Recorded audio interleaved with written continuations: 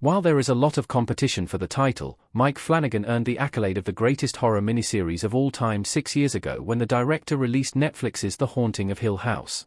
The horror miniseries rarely receive as much attention as horror movies or horror TV shows in terms of format, but the format offers directors an opportunity to tell a bigger, more immersive story without necessarily committing to multiple seasons. From 1978's Salem's Lot to 2017's Twin Peaks, The Return, the horror miniseries has a unique place in cultural history. Within this space, Mike Flanagan is one of the masters of the miniseries. Flanagan's horror TV shows have not all been miniseries, with The Midnight Club setting up a multiple-season arc before its unexpected cancellation. However, the directors for self-contained horror miniseries for Netflix, The Haunting of Hill House, The Haunting of Bly Manor, Midnight Mass, and The Fall of the House of Usher, were all critically acclaimed.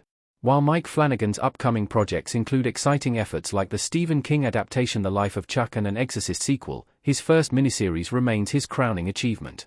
Why The Haunting of Hill House is the best horror miniseries of all time. Mike Flanagan's loose Shirley Jackson adaptation set the standard. 2018's The Haunting of Hill House is the best horror miniseries in the format's history, despite stiff competition from the likes of 1990's IT and 2008's Dead Set.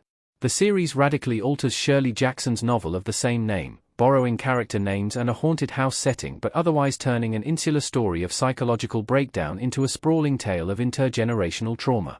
Where Jackson's novel zeroes in on the troubled psyche of its protagonist, Flanagan's The Haunting of Hill House gives every member of the troubled Crane clan a moment in the spotlight. The Haunting of Hill House is a deeply empathetic study of addiction, codependency, infidelity, and parental neglect that manages to humanize its heroes and villains alike. There isn't a weak link in the cast, although Carla Gugino provides the best work in her long-screen career as the alternately terrifying and tragically sweet Olivia Crane. Comfortably the best horror show of the last decade, The Haunting of Hill House is notable primarily for the show's ability to bounce seamlessly between genuinely terrifying horror sequences and emotionally charged family drama. Neither element feels phoned in by this masterful miniseries. The Haunting of Hill House had a massive impact on Mike Flanagan's career. The horror miniseries was followed by numerous major hits. The Haunting of Hill House was a huge critical success, and this inevitably rocketed Flanagan to horror superstardom. Before his Jackson adaptation, Flanagan was best known for smaller horror movies like Oculus and Hush, as well as the surprisingly solid sequel Ouija, Origin of Evil. After The Haunting of Hill House, Flanagan went on to make 3 more Netflix horror miniseries that almost equaled the critical acclaim of his first.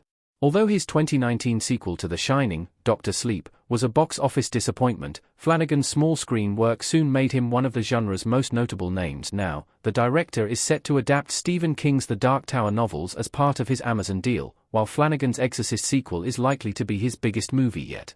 The Haunting of Bly Manor failed to recapture the rapturous reception of The Haunting of Hill House but remained critically well-liked.